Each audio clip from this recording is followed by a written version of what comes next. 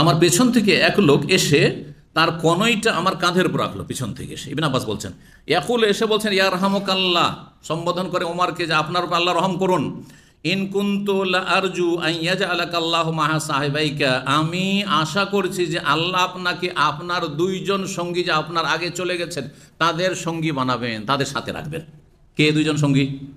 রাসূলুল্লাহ সাল্লাল্লাহু আলাইহি ওয়াসাল্লাম আর আবু বকরের সঙ্গী বানাবেন আল্লাহ রাব্বুল আপনাকে, আশা করছি, দোয়া করছি। লিয়ান্নি কাসির, কেন? লিয়ান্নি কাসির মিম্মা কুনতু আসমা রাসূলুল্লাহ সাল্লাল্লাহু আলাইহি ওয়াসাল্লাম, কারণ আমি অনেক বেশি শুনতাম রাসূলুল্লাহ সাল্লাল্লাহু আলাইহি ওয়াসাল্লামকে বলতে।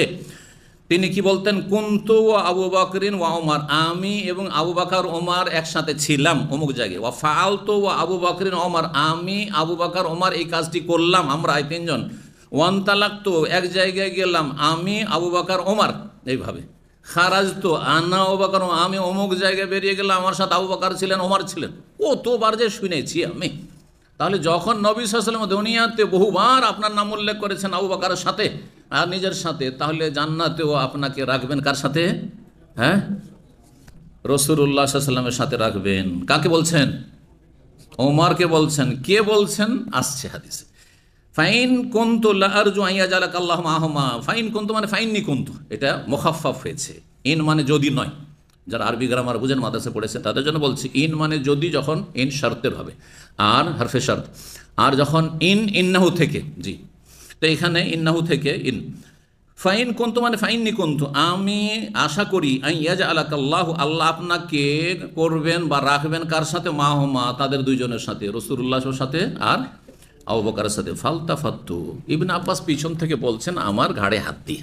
তো আমি তখন ঘুরে দেখলাম যে কে এই কথাগুলি বলছেন। ফায়দা হুয়া আলী বিন আবি তালিব, তিনি হচ্ছেন আলী বিন আবি তালিব রাদিয়াল্লাহু তাআলা। তাহলে এই হাদিস থেকে অনেক শিক্ষার মধ্যে গুরুত্বপূর্ণ একটি শিক্ষা, জি, সেটা হচ্ছে যে আলী রাদিয়াল্লাহু তাআলা আনহু উমরের বন্ধু ছিলেন না শত্রু? বন্ধু ছিলেন না শত্রু? বন্ধু ছিলেন। কিভাবে প্রমাণ হলো? যে আল্লাহর কাছে দোয়া করছেন, আশা করছেন যে আপনাকে আল্লাহ সঙ্গী বানাবেন কার? হ্যাঁ, রসুলের আর আবু বকরের। বোঝা গেছে? কিন্তু শিয়ারা মনে করে যে আলীর শত্রু হচ্ছে আবু বকর উমর, এবং শিয়াপন্থী যারা কথিত সুন্নি, যারা ইসলামের রাজনীতি করে, তারাও মনে করে যে এখানে রাজনৈতিক দ্বন্দ্ব ছিল, হ্যাঁ, রাজনৈতিক টানাপোড়া ছিল। তাহলে এরা পথভ্রষ্ট, কিন্তু এরা পথভ্রষ্ট তাদের সাথে। 3678 নম্বর হাদিস। হাদিস বর্ণনা করেছেন উরওয়া বিন যুবাইর, তিনি বলেছেন সালতা আব্দুল্লাহ বিন আমর, আব্দুল্লাহ বিন আমর বিন আসকে আমি জিজ্ঞেস করেছিলাম, আন আসাদ মাসান আল মুশরিকুনা বি রাসূলিল্লাহ সাল্লাল্লাহু আলাইহি ওয়াসাল্লাম, সবচাইতে খারাপ আচরণ রাসূলুল্লাহর সাথে মুশরিকরা যে মক্কায় করেছে সেটা কি হতে পারে? কারণ কাফেররা তো মেলা খারাপ আচরণ করেছে, মানসিক কষ্ট দিয়েছে, শারীরিক কষ্ট দিয়েছে, বিভিন্ন সময় কষ্ট দিয়েছে, কিন্তু সবচেয়ে খারাপ আচরণটা একটু বলুন তো, যে কাফের মুশরিকরা মক্কায় রাসূলুল্লাহর সাথে কোন খারাপ আচরণটি করেছে? তো বলছেন তখন, কালা রাআইতু উকবা বিন আবি মুঈত, আমি একবার দেখলাম উকবা বিন আবি মুঈতকে। এই উকবা বিন আবি মুঈত খবিস, খুব নিকৃষ্ট ব্যক্তি ছিল। যেমন সালেহ আলাইহিস সালাম নবীর জামানায় সমুদ সম্প্রদায়ের সবচেয়ে নিকৃষ্ট ব্যক্তি ছিল, এমন ব্যক্তি যার নাম ছিল কেদার বিন সালেহ, যে উটটিকে কি করেছিল? মুজিজার উটটিকে জবাই করেছিল, আর যার ফলে আল্লাহর আযাব সেই পুরো জাতির উপর নেমে এসেছে। সেই জাতিকে আল্লাহ একবার সমূলে বিনাশ করে ধ্বংস করেছে, একজন কেউ কাউকে রাখেন আল্লাহর উপর। জি, তো আর সেই ব্যক্তি সম্পর্কে আল্লাহ কোরআনে বলছে ইজিম বাস আশকাহা, হ্যাঁ, সবচেয়ে নিকৃষ্ট ব্যক্তি, সবচেয়ে বদ প্রকৃতির মানুষ। আর নবী সাল্লাল্লাহু আলাইহি ওয়াসাল্লাম বলেছেন আমার উম্মতের বদ প্রকৃতির মানুষ হচ্ছে এই উকবা বিন আবি মুঈত। তার অপরাধগুলি দুটি বলবো আজকে, একটি এই হাদিসে এসেছে আর আরেকটি স্মরণ করি, তো আপনারা জানেন। রাসূলুল্লাহ সাল্লাল্লাহু আলাইহি ওয়াসাল্লাম বলছেন যে আমি দেখলাম, কে বলছে? আব্দুল্লাহ বিন আমর বিন আস বলছেন যে আমি দেখলাম উকবা বিন আবি মুঈতকে যা এলান নবী সাল্লাল্লাহু আলাইহি ওয়াসাল্লাম, নবী সাল্লাল্লাহু আলাইহি ওয়াসাল্লামের কাছে আসলো। সেই সময় নবী সাল্লাল্লাহু আলাইহি ওয়াসাল্লাম কাবার চত্বরে সালাত আদায় করছিলেন মক্কায়। ফাওয়াদা রিদাহু ফি উনুকিহি, তারপরে সে কি করলো? নবী সাল্লাল্লাহু আলাইহি ওয়াসাল্লামের গলায় একটি চাদর পেঁচিয়ে দিল, আর তার ফাখানাকাহু বিহা খানকান শাদীদান, তারপরে সেই চাদর দিয়ে চিপে ধরলো, গলাকে টিপে ধরলো একবারে, জি, শক্ত করে চেপে ধরলো।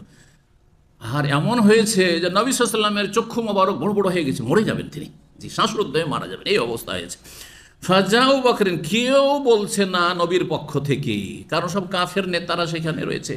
আর বাকি যারা মুসলিম দু একজন আছে, এত দুর্বল, ইসলামের প্রথম যুগে ছিল, কথা বলতে পারছে না, মুখ খোলাই মুশকিল, মুখ খোলে সাথে সাথে শেষ করে দিবে। আল্লাহু আকবার। তো সেই সময় আবু বকর সিদ্দিক রাদিয়াল্লাহু তাআলা, আবু বকরের মর্যাদা এখানে, আরও দু চারজন সাহাবী ছিলেন, কিন্তু তারা প্রতিবাদ করার সাহস পায়নি, অন্যায়ের প্রতিবাদ। কিন্তু আবু বকর অন্যায়ের প্রতিবাদ করছেন।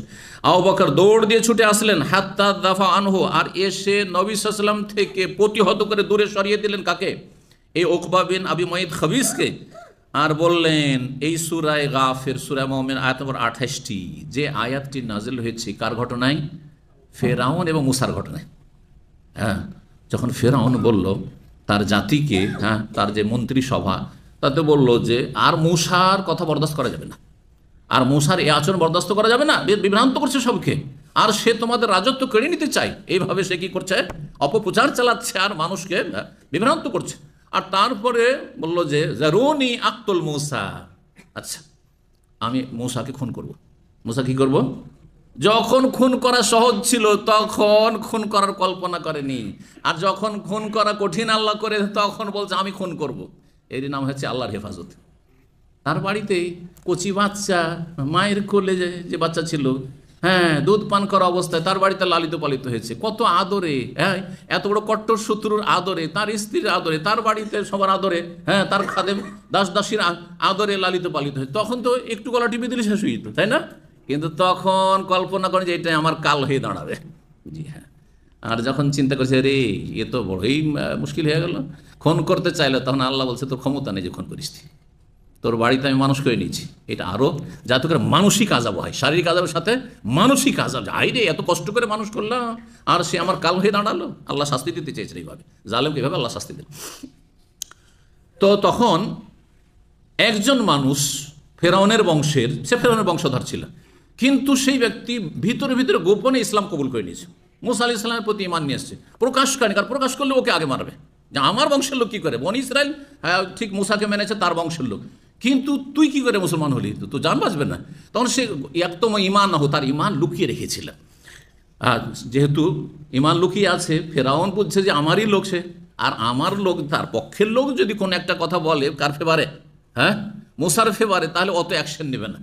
যেমন অমুসলিম দেশগুলিতে যখন মুসলিমদের জুলুম অত্যাচার হয়, মুসলিমরা যদি প্রতিবাদ করে তাহলে অ্যাকশন বেশি নেবে, কিন্তু কোনো যদি অমুসলিম তাদের স্বজাতি যদি প্রতিবাদ করে মুসলিমদের পক্ষ থেকে, তখন অত অ্যাকশন নেয় না।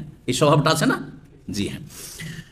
তো নাই পরায়ণ কিছু মানুষ আছে, যেমন পশ্চিমা দেশে, হ্যাঁ, ফিলিস্তিনে যে জুলুম অত্যাচার হচ্ছে তার জন্য মিছিল হচ্ছে, প্রতিবাদ হচ্ছে না? কাফেররা অমুসলিমরা করছে, বেদিনরা করছে, কিন্তু তাদের মধ্যে মানবতা আছে সেই জন্য করছে। কিছু মানুষ আছে এমন ভালো।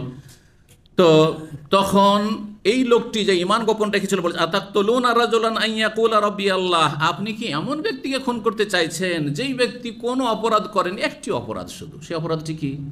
হ্যাঁ, বলেছে রব্বি আল্লাহ, আমার রব আল্লাহ, আমার রব আল্লাহ। এমন কোন অপরাধ করেছে? চোর না, ডাকাত নয়, আর কোন রকমের ক্রিমিনাল নয়, কেন একে হত্যা করবে না? ছেড়ে দাও। ওয়াকাদ জাআকুম বিল বাইয়িনাতি মির রাব্বিকুম, আর সে যে কথাগুলি নিয়ে এসছে সে কথাগুলি সুস্পষ্ট, এবং তার দলিল প্রমাণ মুজিজাও নিয়ে এসছে, 9টি মুজিজা অলৌকিকত্ব দেখাচ্ছে। তাহলে তার কথা তো কোনো মন্দ কথা নাই, মানবেন না মানিয়েন না, কিন্তু তাই বলে তাকে খুন করতে হবে না, কোনো প্রয়োজন নাই খুন করার। এই কথা বলেছিল কে? ফেরাউনের বংশের একজন মুমিন ব্যক্তি, যে নিজের ঈমানকে লুকিয়ে রেখেছিল। এই কথাটি আবু বকর সিদ্দিক রাদিয়াল্লাহু তাআলা ধরলেন, তার আয়াত তাহলে অলরেডি নাযিল হয়ে গেছে, আয়াত আবু বকরের মুখস্থ।